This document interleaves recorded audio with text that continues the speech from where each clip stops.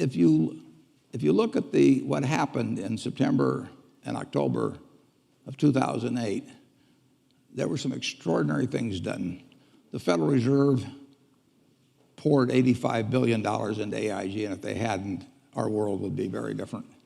Hank Paulson guaranteed money market funds at a time when 30 million Americans with money market funds were panicking, and when $300 billion in 3 days had gone out of the non-government money market funds, 125 of it had gone back into the government. 300 billion, that was almost equal to the deposits of Wells Fargo or Wachovia at the time, which were then two separate institutions. Both of those authorities have essentially been taken. I don't think they can do that under Dodd-Frank. I don't think that Bernanke could do what he did, and I don't think that Paulson can do what he did.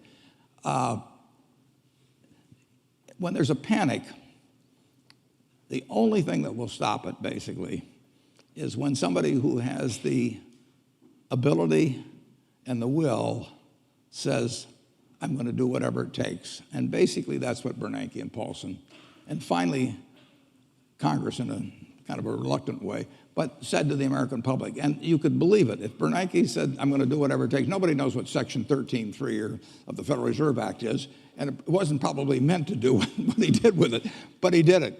And the same way with they call it the Exchange Stabilization Fund of the Treasury. It was enacted back in 1934. Nobody dreamt it would be used to take care of money market funds. But you had these strong characters who had the ability to print money in the case of Bernanke, and they said, we're going to do whatever it takes, and the president was behind them. That is the way you end a real panic. And I worry, actually, that Congress doesn't like to give anybody that much authority, and it bothers them that the Fed has all this authority, or that Paulson acted as he did in TARP.